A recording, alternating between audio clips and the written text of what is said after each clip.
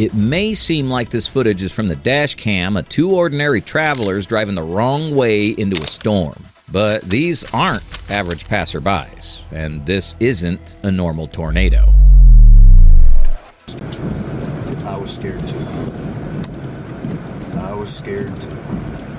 These are Alan Gwynn and James Anderson, professional storm chasers pursuing the El Reno tornado of May 31st, 2013, a storm unlike anything the modern scientific era had ever seen. This was the first tornado in history to kill professional storm chasers, and it didn't take one. It took 4. Because the nature of this storm challenged everything the experts knew: its behavior, its scale, its motion. To understand why El Reno became the most confounding and catastrophic chase in meteorological history, we have to start the day from the beginning. Evening light fades over central Oklahoma, the kind that turns the prairie gold, before the sky decides it's had enough of being gentle. No one knows yet that within the hour, the atmosphere will build a vortex wider than any the planet has ever measured. 2.6 miles across, an entire town spun into motion. The story of El Reno isn't just about wind speeds or radar numbers. It's about how even the most seasoned chasers, scientists, and families found themselves staring at something so vast that perspective itself failed. The storm didn't just break records, it broke assumptions. People still describe that moment in disbelief. How a single cloud base swallowed the horizon. How it looked more like the sky collapsing than a tornado forming.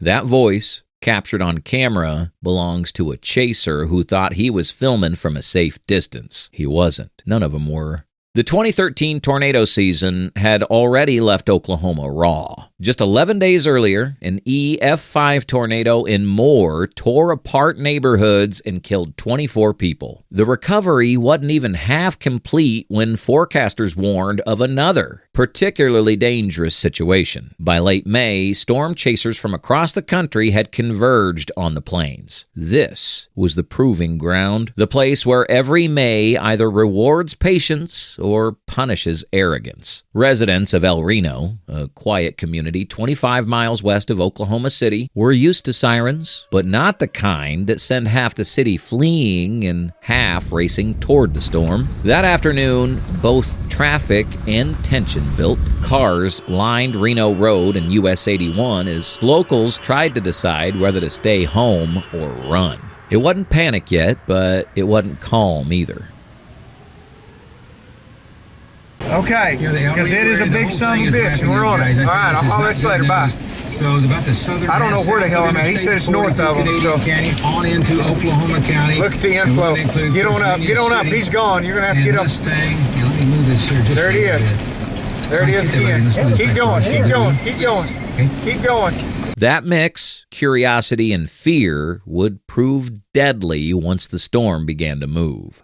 To understand how afraid people were on May 31st, you have to remember what happened just 11 days earlier. On May 20th, the city of Moore, only 20 miles away, was shredded by a violent EF5 tornado. It carved a 14-mile path through neighborhoods, schools, and medical centers. 24 people were killed, hundreds were injured. Thousands lost their homes. Recovery wasn't just ongoing, it had barely begun. Streets were lined with splintered lumber. Insurance tents popped up beside piles of refrigerators, mattresses, and broken walls. People were still finding debris in their yards that week. Some were still searching for missing pets. Others were still trying to replace cars or salvage documents. So when May 31st arrived, Oklahoma wasn't just weather aware, it was hurting, raw, and exhausted. Emergency managers were running on fumes. Many had worked 12 days straight. Local fire stations had volunteers sleeping in hallways. Hospitals were still treating injuries from Moore. Even meteorologists admitted privately they were emotionally drained, and the community felt it. That's why so many people decided to flee by car when warnings approached later that evening. They remembered the power of the Moore EF5. They didn't want to stay put and hope for the best. They wanted to run. But running became one of the most dangerous decisions of that day. Highways jammed. Rural roads are bottlenecked, intersections locked up as people panicked, trying to escape a storm that moved faster than traffic could. The trauma from Moore shaped the choices people made on May 31st, and those choices shaped the outcome. That's the thing about tornado disasters. The atmosphere writes the threat, but human memory writes the response. And this time, both forces collided. Back to 31st of May. By late afternoon, the atmosphere over central Oklahoma had become a loaded weapon waiting for a trigger. Meteorologists call this setup a loaded gun sounding. It means warm, heavy air near the ground was trapped beneath a lid of dry air high above. Pressure building hour after hour with nowhere to escape. Eventually, the lid would burst, and when it did, the sky would explode. On May 31st, surface temperatures in central Oklahoma soared into the 80s. Dew points sat in the upper 60s to lower 70s. Convective available potential energy values, also known as CAPE, exceeded 5,000 joules per kilogram. Fuel levels more common in the tropics than the plains. Wind shear was modest, but the CAPE alone meant that if rotation ever formed, it could feed indefinitely. By mid-afternoon, the Storm Prediction Center issued a particularly dangerous situation tornado watch. 90% chance of multiple tornadoes. 70% chance of at least one strong or violent tornado. Those are the kind of numbers that make veteran forecasters swallow hard. Just take your immediate tornado precautions. This is a very dangerous storm. At 3:30 p.m., the watch went public. By 4, towering cumulonimbus began to erupt west of El Reno. To anyone watching radar, it was the moment the loaded gun cocked. Every storm season has a day when it feels like the whole weather world is in one place. May 31st, 2013 was that day. Dozens of storm chasers, some scientists, some thrill seekers, filled the back roads around El Reno. Among them was a man universally respected for doing things the right way, Tim Samaras. Tim wasn't chasing for spectacle. He was a self-taught engineer who built metal pods to measure pressure and wind from inside tornadoes. His goal was simple but profound: to give people more warning time by understanding what happens inside the funnel. With him were his son Paul and meteorologist Carl Young, forming the Twistex team, along with friends like Dan Robinson and the Weather Channel crew led by Mike Bettis. They had no way of knowing that this would be Tim's last chase. For now, the atmosphere was textbook and promising, the kind of setup scientists dream of sampling and hope never turns fatal. Just after 6 o'clock, a dark lowering appeared beneath the storm's base, an ominous wall cloud 5 miles south of El Reno. Rotation tightened. At 6:03 p.m., a funnel touched down near Reuter Road. At first, it looked manageable. A classic wedge tornado, broad but defined. Then the base flattened, and the whole structure seemed to spread sideways instead of downward. Veteran chasers began to realize they weren't looking at a simple cone, but a tornado cyclone. An enormous circulation filled with smaller tornadoes swirling within. Inside that shroud were suction vortices packing winds well beyond E5 strength. But the fastest winds missed sturdy structures, leaving damage that looked more like EF2 or EF3. It would be the most controversial rating in modern storm history. But what looked like several tornadoes was actually one colossal beast disguised as many, and it was about to grow bigger. To understand why El Reno became such a deadly maze, you have to understand what made it structurally unique. Most tornadoes have a clear funnel, a single condensed core you could see. But El Reno wasn't a single funnel. It was a tornado cyclone, a massive, swirling circulation with multiple tornadic vortices hidden inside it. Imagine a spinning carousel, but instead of horses, there are smaller tornadoes whipping around the outer edge at terrifying speeds. That's what chasers were up against. Inside the tornado cyclone, sub-vortices spun like drills. These are compact, violent violent cores capable of producing winds exceeding 250 to 300 miles per hour, even if the broader tornado appears weaker. They form, intensify, and dissipate in seconds. They're unpredictable, invisible in rain, and lethal. Mobile radar later confirmed that one subvortex was responsible for the Weather Channel vehicle slip. Another was responsible for the deaths of Tim, Paul, and Carl. These weren't secondary tornadoes. They were high-speed vortices orbiting the main circulation.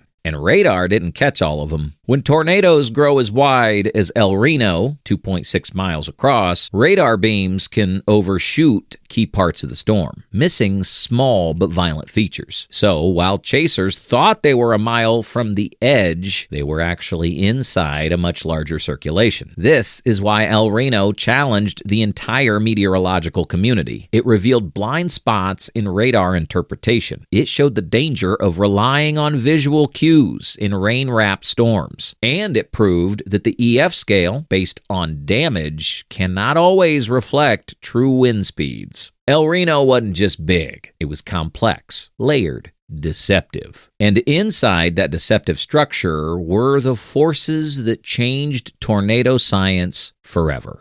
As the storm strengthened, Oklahoma City television crews broadcast live with an urgency felt more like war coverage than weather. Gary England's voice on KWTV broke through homes across the state.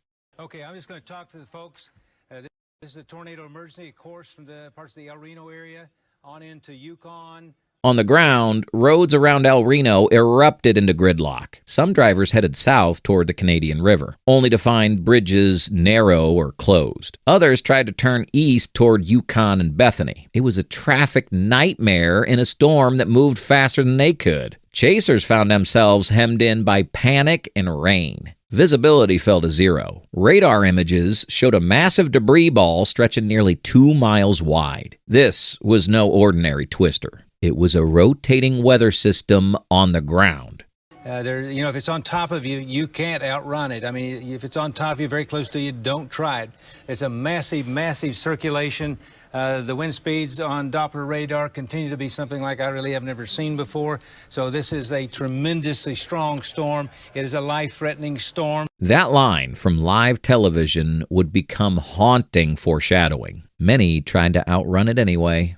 At 6:15 p.m., the tornado did something almost no one expected. It turned south. For chasers positioned to its east, that meant the storm was suddenly coming towards them. Then, within minutes, it pivoted northeast and accelerated from 20 miles per hour to over 55. Rain bands whipped around the circulation, erasing all sense of depth. It looked slow, but it wasn't. People who thought they were a mile away were inside it. That deceptive motion would trap some of the best meteorological minds on Earth. In the span of minutes, a tornado larger than downtown Dallas spun across the Oklahoma plains. Its forward speed and diameter meant that for those in its path, there was no edge. The sky itself was turning.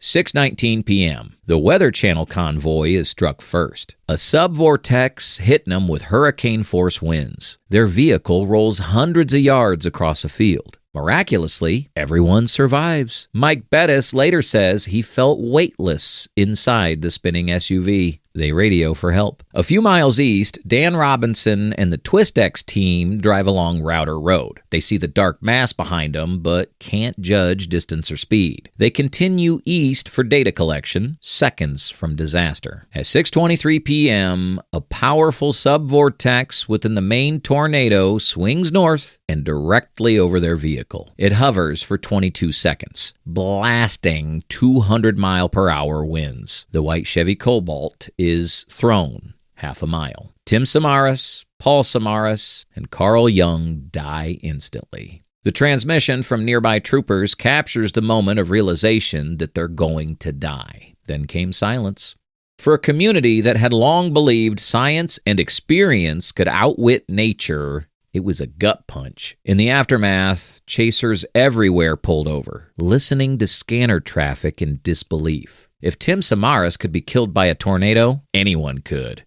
Just before 6:20 p.m., the Weather Channel team, led by meteorologist Mike Bettis, tried to escape south of US 81. They thought the road would lead them out of harm's way. Instead, it puts them in the direct path of the inner circulation. In seconds, pressure collapsed, glass exploded inward, and the vehicle lifted from the ground. It tumbled across a field like a crumpled can coming to rest, hundreds of yards away. For those listening live in Atlanta, the network's control room went silent. Producers called and called. No answer. Viewers who'd been watching radar one moment stared at a blank feed the next. Minutes later, the battered crew crawled out of the wreckage, dazed but alive. Their SUV looked like aluminum foil peeled open by a fist. Bettis later said he'd never felt such weightlessness, like floating inside a rolling car while the world spun around him. The experience forced even the pros to reconsider what safe distance really meant. The El Reno tornado wasn't something you could flank. It was something that surrounded you. At roughly 6:28 p.m., as warnings screamed across every frequency, a second vortex appeared, rotating in the opposite direction. An anticyclonic satellite tornado, an extremely rare phenomenon, spun counterclockwise just southeast of the parent circulation. For 15 minutes, the two tornadoes danced, a gigantic pair, one right-handed, one left-handed, orbiting in chaotic grace. Radar analysts in Norman were stunned. They had never seen a mirror image companion survive this long beside a violent tornado. For chasers still mobile, the sight was terrifying. The satellite raced around the main vortex with a forward speed near 175 miles per hour, almost faster than the vehicles could keep pace. To anyone caught between them, there was no up or down, just a horizon erased by rotation. Nature, for that quarter hour, became a mirror of itself. When the mobile Doppler-on-wheels truck scanned the core at 6:28 p.m., it registered 135 meters per second, or roughly 302 miles per hour, winds rivaling any ever measured on Earth. And yet, when the National Weather Service later assessed the aftermath, they found that no well-built structures had taken a direct hit. By the strict rules of the enhanced Fujita scale, El Reno could be rated only EF3. That decision ignited debate across the meteorological world. Many argued that rating a 302-mile-per-hour storm EF3 felt absurd. Others countered that science must follow evidence, not awe. The paradox of El Reno became a case study in how we define strength, by the numbers we record or the lives it takes. At its peak width of 2.6 miles, the tornado covered an area larger than Manhattan's entire lower half. It roared across Interstate 40, shredding pavement markings and flipping semis like toys. Drivers who had stopped under overpasses realized too late that overpasses act as wind tunnels. 2 people died on the interstate itself, one still inside their car, the other thrown from it. For 40 minutes, from 6:03 to 6:43 p.m., the El Reno tornado carved a 16-mile path across Canadian country, then slowly lifted, leaving behind silence that didn't feel real.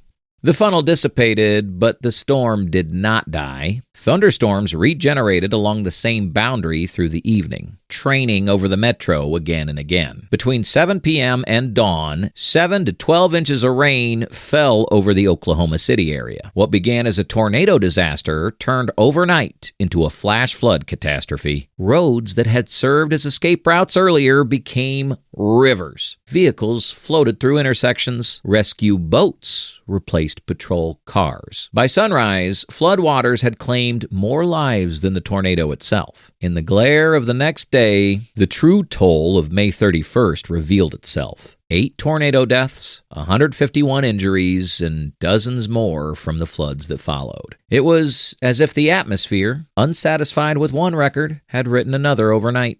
When the sun rose on June 1st, investigators traced a debris field 16 miles long and nearly 3 miles wide. Twisted cars lay scattered like dice across wheat fields. A crushed white Chevy Cobalt drew particular attention. Inside it were the remains of Tim, Paul, and Carl. Their deaths stunned the global storm chasing community. These were not reckless adventurers. They were scientists who preached caution and precision. National Geographic grantee Anton Simon launched the El Reno Survey Project, collecting and synchronizing every second of video from that day. Hundreds of angles forming a single 3D reconstruction of the tornado's anatomy. Frame by frame, Simon's team discovered that those hidden subvortices, some only a few hundred yards wide, were the real assassins. At 6:19 p.m., one struck the Weather Channel convoy. 4 minutes later, another barreled into Twistex. Each spun within the broader circulation, unseen by radar, invisible to the human eye behind curtains of rain. Understanding those substructures has since reshaped how forecasters interpret radar velocity data and how chasers judge distance in rain-wrapped storms. Science gained knowledge, but at a cost no one wanted to pay. In the months after El Reno, the meteorological community turned grief into reform. The event exposed gaps in public communication, roadway safety, and chaser coordination. For one, too many people fled in cars. Highways jammed with traffic, not just from residents, but from hundreds of amateur chasers. The National Weather Service later urged the public, shelter in place if you cannot reach safety quickly. Vehicles are not protection. Within the research world, El Reno catalyzed updates to the enhanced Vegeta scale methodology and pushed for more use of mobile radar and in situ probes rather than relying solely on building damage. It also prompted discussions about ethics. How close is too close when science shades into spectacle? The chaser community, once defined by rivalry, began to police itself, encouraging formal training and better real-time coordination with the NWS. 10 years on, every warning polygon, every radar signature carries a bit of El Reno's legacy. What changed most that day was perspective. El Reno reminded everyone that behind every data point lies a life. A decade later, travelers driving west from Oklahoma City can still turn down a quiet rural road near Router and find a modest memorial, a small cross, a plaque, and tokens left by those who chase storms, not for thrill, but for truth. License plates from old chase vehicles, flowers faded by sun, and a paper sack containing burgers, the same kind the Twistex team kept for good luck. Standing there, the prairie feels impossibly calm. Grass bends in a breeze that on any other day would be meaningless, but here, every gust feels like memory. The horizon still bears faint scars where wheat once lay flattened in concentric arcs, a ghost map of the storm's path. El Reno wasn't the deadliest tornado, nor the strongest,